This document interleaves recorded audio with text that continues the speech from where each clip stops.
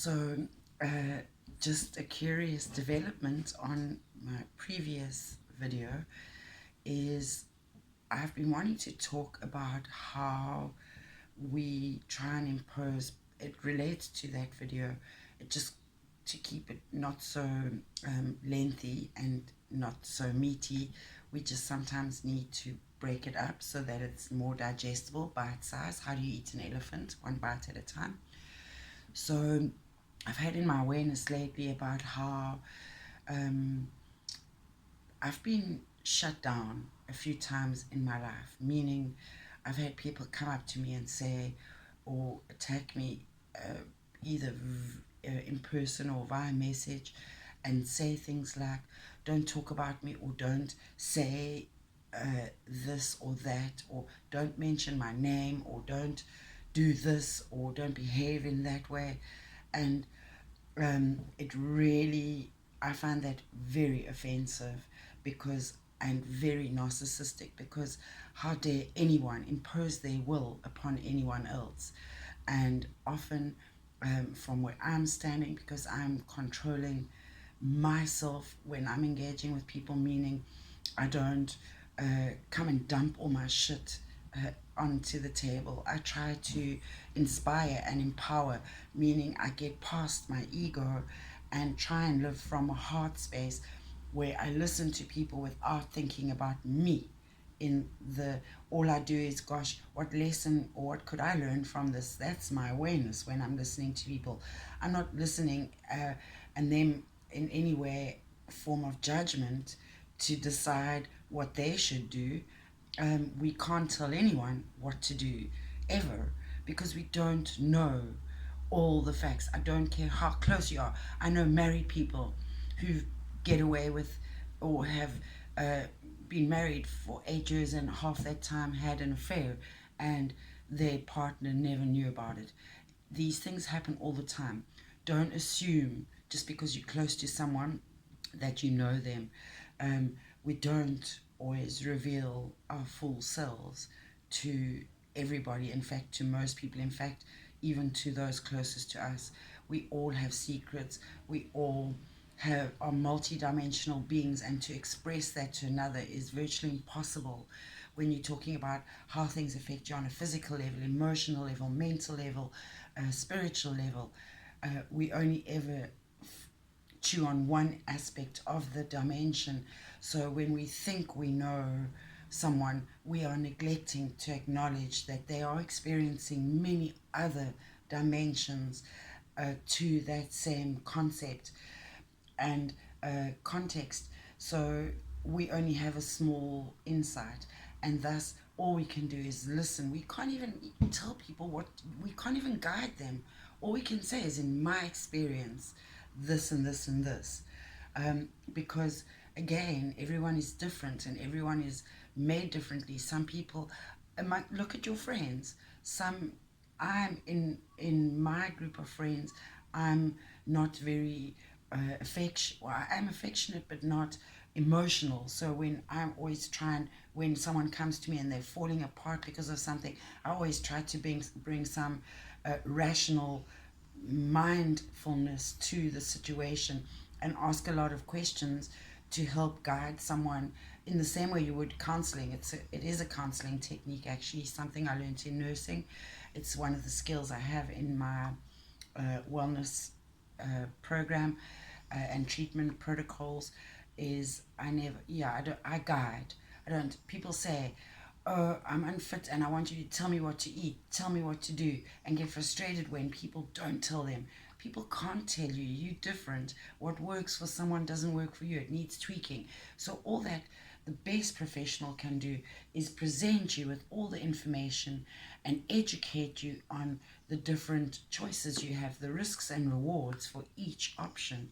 And then it's like anything, choosing insurance, buying a car, buying a house, getting a pet, choosing clothes, what perfume. Life is about choices, and nobody can make those choices for you. And if you're asking other people to make choices for you, it means you're absolving yourself of the responsibility of owning the consequences of your choices. and that is no way to live. It means you're going to be a victim. You're always going to be, as birds, at the mercy of the elements and the environment.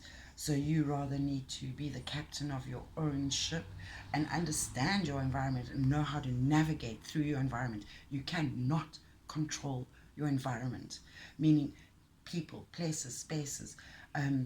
And you, all you can do is, again, have an awareness, is what is the card that came up today. And number 7 is about inner work, and big questions surface that seem to be without answers or resolution. And if you break it up, it's like resolution. So it's, we haven't found a solution, so we need to review until we find the solution. It is time to go within and re-examine what has brought you to this point and what needs to be changed. Decide what no longer serves you and what you need to let go of or bring closure to, which is what this full moon, the sun and the moon are both in Sagittarius, and its ruling planet, Jupiter, planet of expansion, good fortune, opportunity, broadened horizons, greater landscapes, meaning we take our blinkers off so our perceptions change. We almost have, there is a word, it will come, it's there, like this amplified sense of self, this hyper sense of self. But not only is it can be narcissistic, which is the negative side, but the positive side is that we can understand how magnificent we are, and even in our smallness, being magnificent in our smallness means we add to the magic of the greater whole. So we do play a part in the greater whole, and we do influence it. So what we do matters, and that's our awareness. And the dragon is the spirit suit. But let me finish here. Reflect on desires or needs that have long been suppressed but now need to be realized. And so that's the whole mirroring theme that's come up. And the quote on this card says, he began to decipher the instant that he was living, deciphering it as he lived, which means being present here and now. Prophesizing himself, meaning your intuition, knowing your head, heart, and gut, and having them being in your alignment as your Holy Trinity.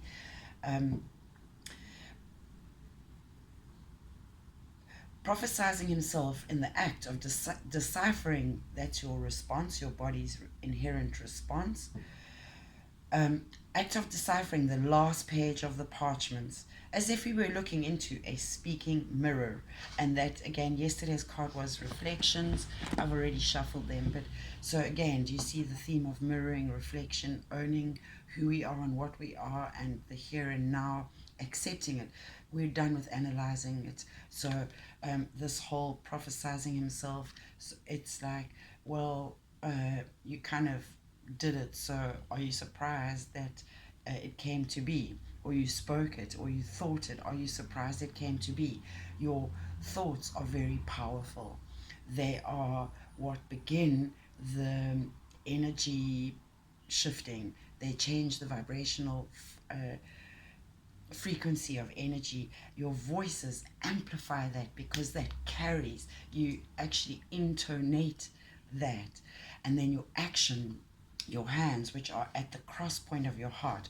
So do you act from love?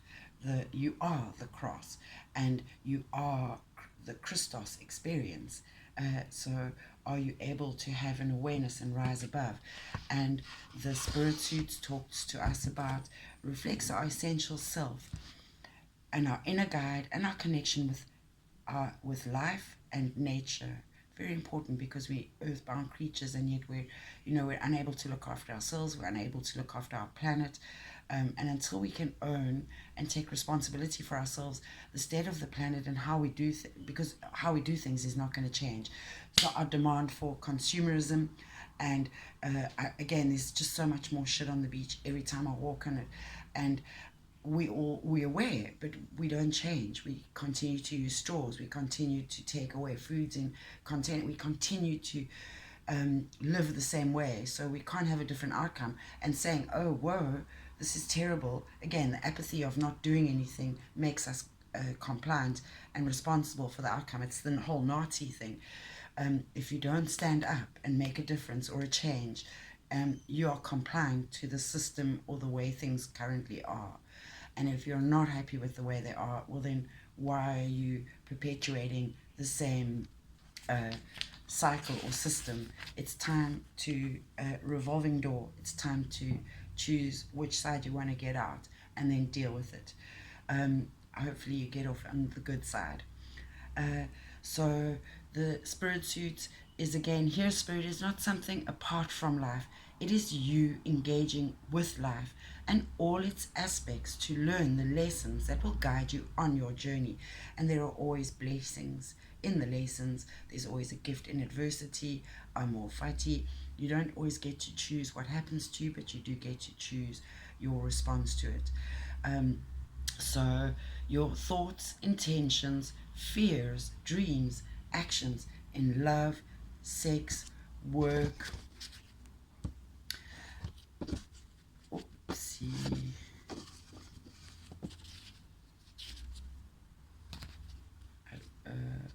And money are the choices you make to grow and learn about yourself, know thyself, and others. So we can only know ourselves through others, really, but we do need to balance it out by knowing ourselves, by sitting still with ourselves and being in a heart space from time to time. And if we're able to merge, so we in a heart space, a head space, and a gut space, an intuitive knowing space. And when all three are aligned, you are operating in your sixth sense, which is all your actual human physical senses: eyes, see, smell, taste, hear, feel. When they're all working, which is again a tantric practice. So taking time out should be a non-negotiable. Time out to breathe better every day. Time out to move better every day. Time out to meditate, to be in a space where the mind is calm and clear. Time to enjoy your favorite environment. Spend time with your favorite people. Do your favorite things. Often these things are not what you think they are. Watching television, all the negative, harmful, codependent, toxic behaviors that we engage in, we think that's what we want, but actually it's not. If we listen closely and we self-discipline a little bit, we discover that actually we are living more true to ourselves rather than an imposed programming. And it's very insidious and unconscious and subliminal. If you want to hide something, hide in plain sight. So that's what happens over the years. We've been told, oh, look, there's subliminal messaging. And we go, oh, look, we're so smart. We know about that, but yet it's happening. And we continue to be influenced by the housewives of everywhere and the bling of wherever, and status, desires for ego satisfaction, and status for relationships that look like the perfect power couple, or we've got it all. We've got the everything looks good on the inside. Meanwhile, people on the inside feel like a pile of shit. And here's another thing I wanted to say about to finish off about controlling other people. Here's what came to mind. When you shit at someone's door, remember that you might need to go and knock on their door for a cup of sugar or borrow an egg or something one day. Or if your house is burning down or one of your children gets burned and you need help, Peter Cries Wolf comes to mind. If you ever really need help, you are going to have to step in that shit to knock on that door. So be careful about shitting on people's door. I always say to people, be careful, when you fuck with me, because I've got a fan, and if I put that fan on, that shit's gonna fly. So I just don't want to run the risk of getting shit on me, so I prefer to leave the fan off. And if you shit in my environment, well, again, might have to need to get to me one day, but you're gonna have to step in your own shit to get there.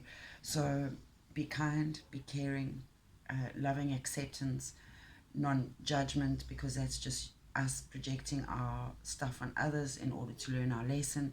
So if we can just be aware of what lessons we are wanting and needing to learn, we can be very tolerant and compassionate, even if we don't always resonate with others or agree with them. I often disagree with people, however, they don't know, because I'm living in non judgment and I'm understanding how to judge myself in when I'm feeling the need to judge others. It's I reflect back and what is it I need to take away. So, thank you for your patience in this, listening to this long diatribe. I hope you have a blessed, beautiful day. Don't forget to live with awareness, and yeah, you're always looking into a speaking mirror. Namaste in the cash.